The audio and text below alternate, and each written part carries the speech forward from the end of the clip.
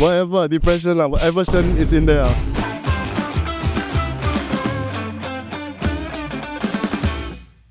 Hey everyone, I'm Ma Yun, and today I'm on the streets to ask people what lessons they have learned in their lives.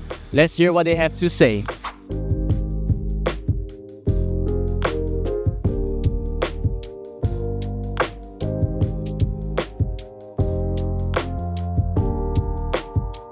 Hey bro, What's up? what's up? Alright, it's for you. What is one life lesson that you have learned the hard way? If there's one lesson I've learned the hard way, that be saving every dollar that you can for a rainy day, allow us to still live the life that we deserve to live. One life lesson that I have learned is to probably be really appreciative and be in the moment with your family, because you never know what may happen. Growing up, I am very close to my dad, but when I started being in my teens, I was really rebellious. And so then after that, he disciplined me here and there. So then I was I held a bit of resentment towards him. He went for heart surgery, then I never knew that things could happen so fast. But then luckily the surgery was a success. Okay. So yeah, I think that one life lesson is to really treasure your family and your loved ones around you. I would say my first breakup, it kind of led to a lot of character development. It kind of made me make choices differently moving forward in life. So yeah, I would say probably the first breakup. I think it's because a lot of it was kind of my fault, I would say. The biggest takeaway from that, right, was probably learning self-realization. A lot of people that they do a lot of things, but they don't realize, right, that sometimes the fault comes within, come from them, and a lot of them find it hard to accept that they are wrong. So I think from this event, right, it kind of make me a bit more, drop my ego, kind of understand where I went wrong, and that's where I was kind of willing to learn. One life lesson that's important to me in particular is don't sweat the small stuff. I used to live my life, especially back in school, caring so much about what people thought of me. And by then you realize that, especially for people who don't care about you, it's not worth your time. So it's better to live and let live, do your own thing and be happy with what you do. Otherwise, then you get caught up in random bullshit, It's just go with the flow. Would you say that you were a validation seeker in the past? In the past, yes, I feel like I was. But then you realize that it doesn't matter. You don't need it. You just do what you love. You've got to do what makes you happy. And I do exactly that now, because I'm a mechanic. I work on sports cars. I work for Lotus. That's my dream. I love doing what I do. Admittedly, yeah, I don't get the most money out of anyone, but I love doing what I do, and that makes me happy. So I don't care what people think about me in that regard. A lot of the times we kind of just overestimate what some people would do for us and the capabilities they have to meet us.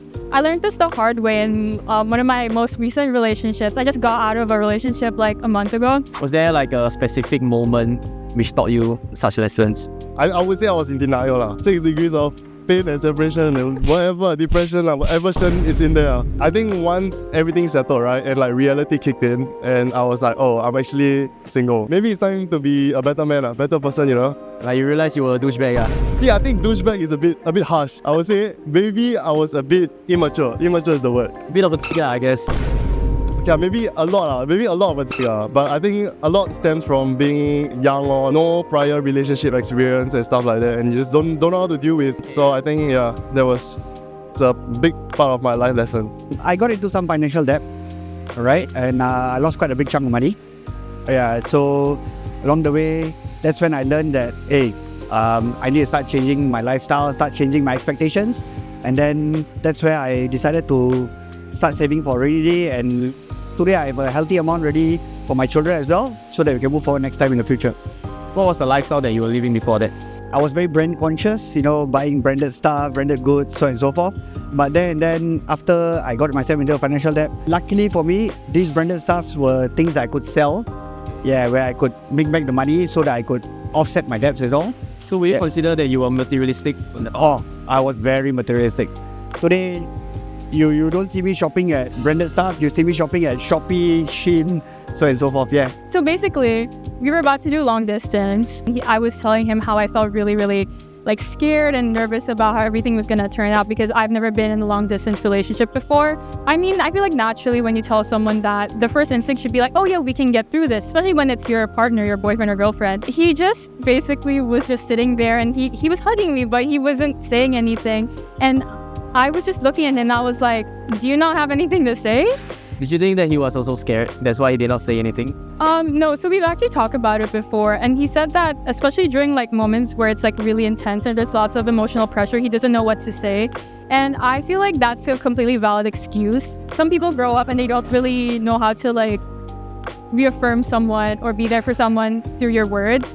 And I understood that with him. And I kind of gave him a few instances where I felt like he could improve. I'd be like, oh, it's okay. Like, you know, you could just say this. And I think he kind of knew that. And he told me himself, like, okay, yeah, I know I'm not as verbally, like, supportive as I need to be, which is great. Self-awareness is a great first step. But it was just kind of like, he would recognize it a lot, but he would never really feel to put it into action. You know, it's okay if, like, the first few times they don't really meet you where you want them to be. But if you give them the opportunity to change, you give them like example of how you do it, and you don't really change at all, I feel like that's very indicative of how much they really care about you. You know, when your partner is not really there for you emotionally, you just feel so drained and you feel very, very like unheard of, and you keep getting hurt, and it's not their intention. But I always feel like at the end of the day, actions speak louder than words. Probably when I was about fresh out of school, about 18, 19, I had a group of mates, a few mates of mine back in Brisbane that I thought were my mates from early in the days, like back when I was like 11, 12 years old. Turns out that they didn't really care about me. They just used me for either things that I could provide for them or places I could take them, you know, opportunities I could give them. And then you realize that they're not grateful. They don't care about me.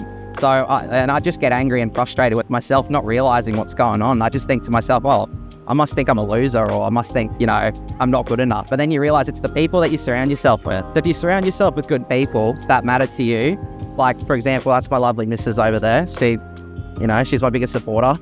And, you know, that's all that matters. As long as you surround yourself with people that make you happy, you're happier, and it doesn't matter then what other people think of you, you know?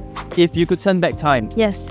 would you have done anything differently? I've definitely had regrets in my life along the way, but I think everything that has happened to me has taught me something new, and you know, from there you reflect on yourself, how you can further improve, and it is definitely, all my experiences have definitely made me who I am today. Stop being materialistic. Being a millennial, we grew up with every literal brand that you see today. Amongst your friends, your peers, there tend to be a certain level of brand consciousness. Rather than being that kind of materialistic, you can find similar items today anywhere, be it Shopee, Lazada, Amazon, Shein, so on and so forth. You know, keep it simple. You can still find the similar items that you want. You just don't need to be brand conscious about it. The end of the day, those items won't be taken to your grave. Exactly. Yeah. Maybe I wouldn't be as rebellious. I think I gave him a lot of shit lah when I was young. Yeah, I really give him a lot of shit. Yeah. You're surprised that he can tahan. Yeah, I actually very surprised he can tahan. Maybe not for other people lah, but I would say if I could turn back time, I would do a lot more things for myself lor. Learn how to mature faster, learn how to communicate more effectively lah. Maybe life would have been more smooth. Yeah, I think because back then the issue I had where I just tend to like shut off and like turn people down, it's caused a lot of issues, like a lot of arguments, not just relationship wise, like even friendship wise. And I think one thing I could have done differently is I could have been a bit more patient and understanding. I think I'm a very patient, understanding person in general, but I feel like sometimes you just like, when you get very emotional, you get very reactive, and it ends up hurting the person that, you know, you really, really love the most, and you don't want to hurt them, and you know, you don't want to hurt the person you love so much. So yeah. Okay, but I mean, it's okay. You heal from it? Have you healed from it? No, it really happened in like September. It's not yet. Not yet. No. Alright, you'll heal, I guess. Thank you. And that's it for this week's episode. Thank you guys so much for watching. Do comment down below what other topics you want us to ask on our next Street Confession. Be sure to like, share and subscribe, and we'll see you on the next episode.